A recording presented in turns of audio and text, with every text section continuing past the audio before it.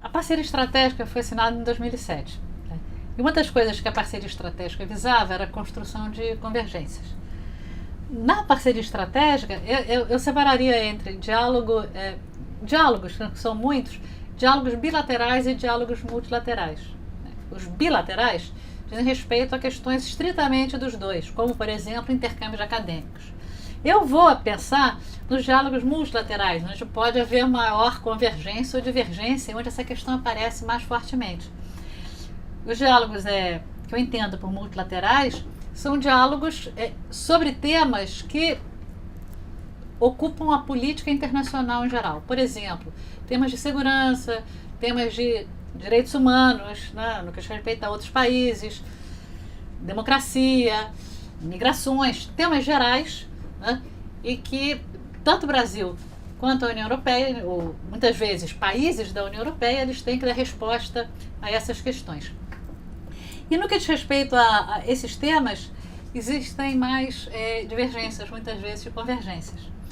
A posição da Europa e de alguns países europeus diante da reconfiguração do cenário internacional, pensando países emergentes e, portanto, uma revisão das instituições internacionais em termos gerais, uma visão mais plural, né, dessas instituições, talvez se afastar um pouco do padrão ocidental que se consolidou no tempo. Esse tipo de modificação, que é uma questão que o governo brasileiro vem defendendo, sobretudo desde a eleição do Lula, mas até um pouco com o governo Cardoso, nesse movimento, a Europa inicialmente era visto como um parceiro potencial.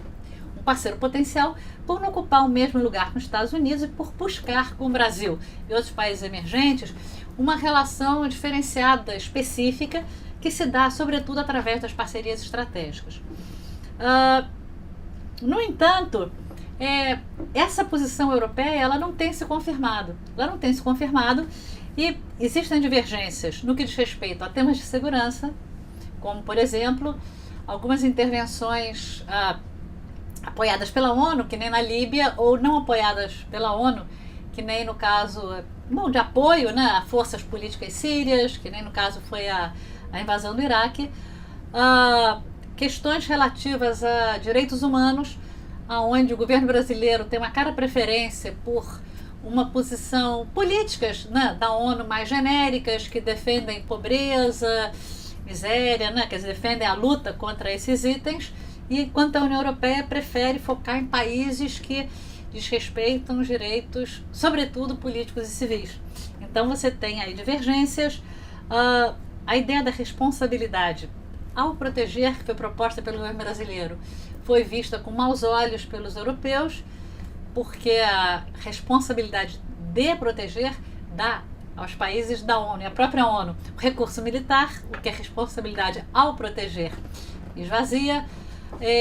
No que diz respeito também a temas de meio ambiente, que é um tema onde existem cooperações, iniciativas específicas de cooperações entre a União Europeia, enquanto bloco, ou entre países europeus. O Brasil, na formulação de um regime de meio ambiente internacional, você tem muitas divergências.